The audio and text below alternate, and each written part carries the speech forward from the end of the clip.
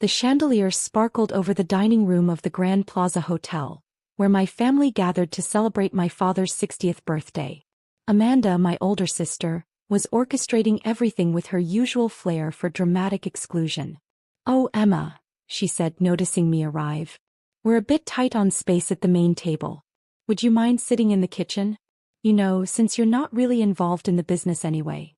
I smoothed down my understated Armani dress, worth more than her entire wardrobe, though she'd never know it, and maintained my composure. If only they knew that not really involved in business meant I was the CEO of Phoenix Ventures, one of the most successful private equity firms in the country. "Of course, Amanda. Whatever makes things easier." She smirked, adjusting her flashy designer knockoff. "Dad's biggest investor is coming tonight. Mr. Chin from Global Investments. This could be $100 million deal for Stewart Technologies." I bit back a smile. There was no Mr. Chin from Global Investments. There was only Phoenix Ventures, my company, operating through a series of shell corporations. And tonight's big investor would be me, though not as Emma Stewart, the daughter they'd dismissed for years. "That sounds wonderful," I replied mildly. "I'm sure Dad will be thrilled." "Try not to embarrass us if you run into any of the important guests," Amanda added. "Just stay in the kitchen with the staff. It's better that way." I made my way to the kitchen thinking about the documents in my briefcase. Stewart Technologies was bleeding money, though my family didn't know it yet. They needed this investment desperately, an investment that would come with very specific terms. "Miss," a kitchen worker approached me apologetically. "There's a small table set up by the service entrance." I sat down, pulling out my phone, a deliberately modest model that concealed its military-grade security features. Messages from my executive team were flowing in. All set for tonight's reveal. Stewart Technologies financials confirmed, they're worse than we thought.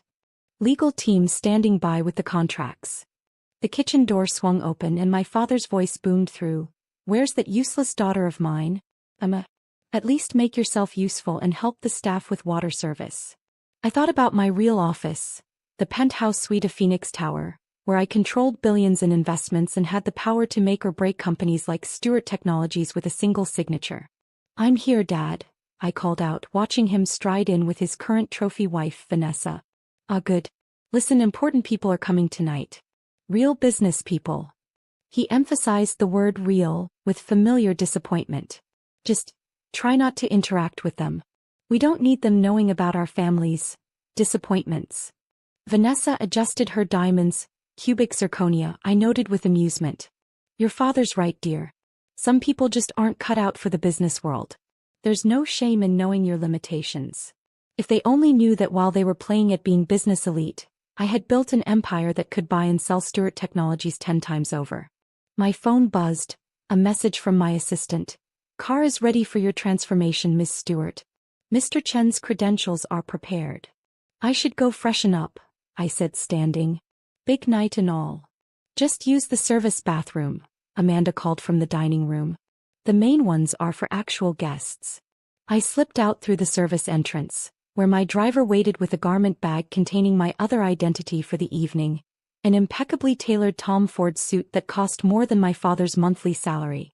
In the private room I'd reserved upstairs, I transformed from Emma Stewart, the family disappointment, into Ichin, the mysterious investor they'd been desperately courting for months. My team had crafted the persona perfectly, right down to the slight accent and the carefully curated background that had passed my father's amateur vetting. As I adjusted my suit and checked the contracts in my briefcase one final time, I thought about all the family dinners where they'd mocked my career choices. All the times they'd called me a failure because I refused to work for Stewart Technologies. All the years of being the family embarrassment. Tonight everything would change. In less than an hour, they would learn that their company's survival depended entirely on the daughter they'd banished to the kitchen. My phone buzzed again. "Amanda, predictably, where are you?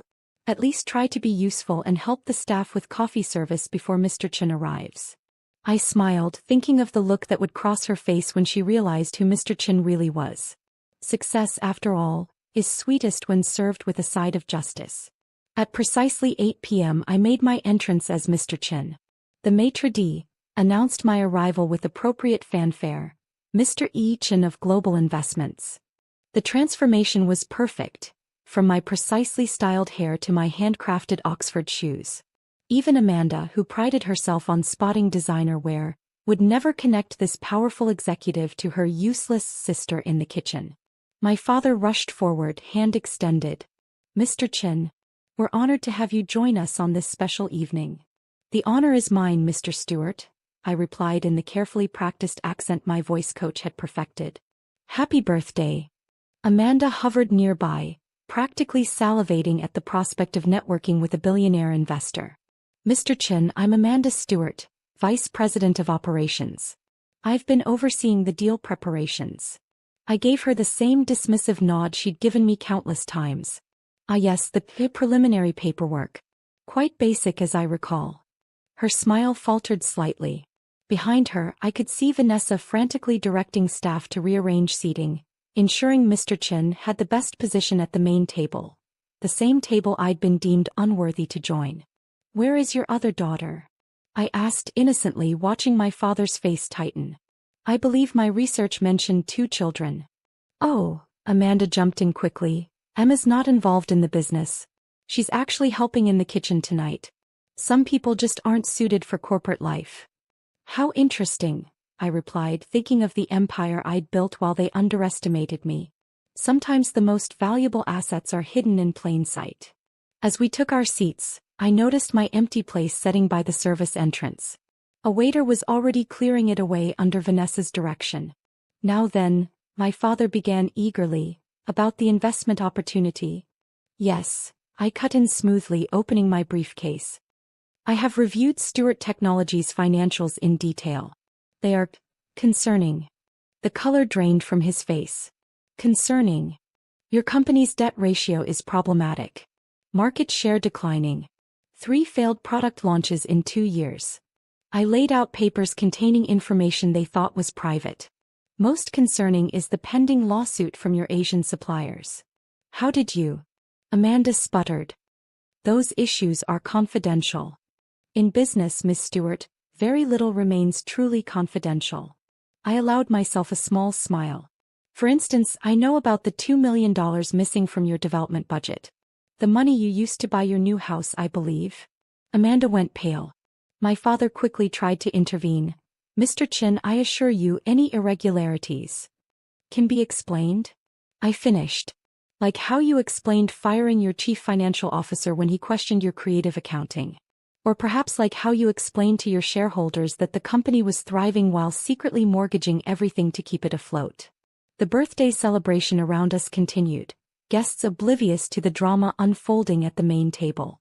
In the background, I could see kitchen staff, my former dinner companions, serving champagne. "What do you want?" my father finally asked, his arrogance deflating. I removed the real contracts from my briefcase. "Phoenix Ventures is prepared to make an investment. But we will be taking controlling interest. Current management will be replaced." "Phoenix Ventures?" Amanda looked confused. "But you're from Global Investments." "Global Investments is a subsidiary of Phoenix Ventures," I explained, enjoying their growing discomfort. "Just as Stewart Technologies will soon be." "You can't do this," my father protested weakly. "This company is my legacy." "A legacy built on lies, embezzlement, and familial arrogance," I countered. "Sign the contracts, Mr. Stewart, or I'll ensure every shareholder knows exactly how you've been running their company." As they read through the documents, their faces growing increasingly desperate, I caught a glimpse of movement in the kitchen. Through the swinging door, I could see staff clearing away my small table, the table that had been deemed appropriate for the true owner of their financial salvation. "We'll be ruined," Amanda whispered, finally grasping the magnitude of their situation. "Not ruined," I corrected her. "Just appropriately repositioned. Sometimes the kitchen table offers the best view of how things really work." As my father's birthday cake was being served, I delivered the final blow, not as Mr. Chin, but as the daughter they'd banished to the kitchen.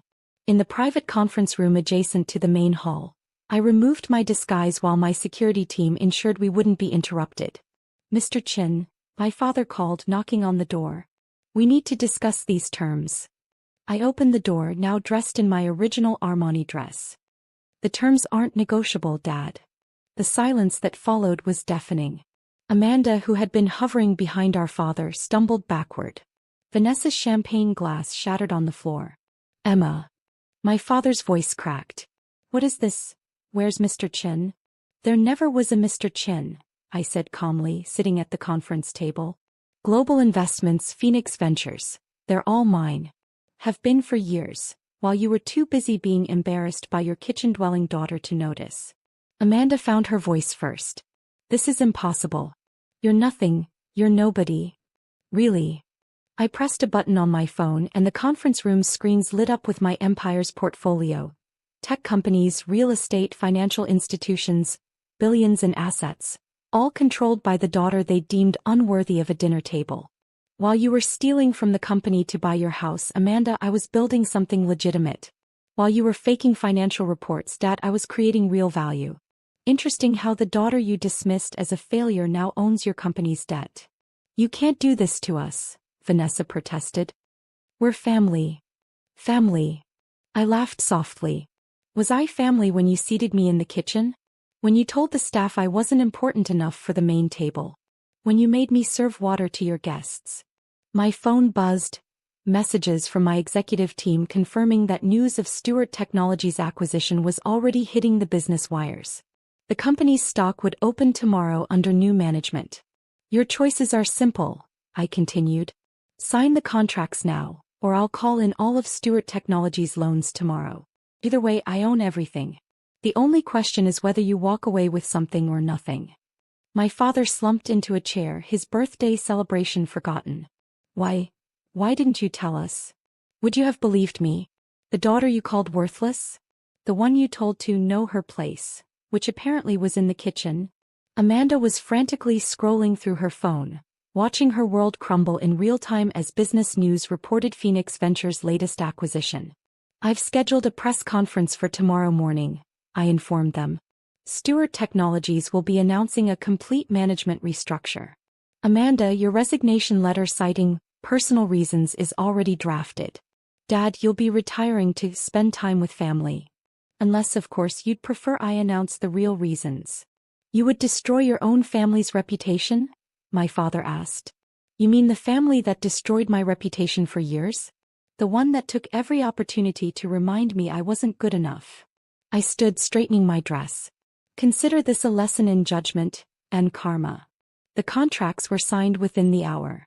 As my security team escorted them out, I returned to the main hall where guests were still celebrating, oblivious to the power shift that had just occurred.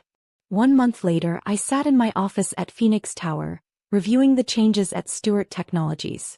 The company was thriving under new management, its stock price doubled.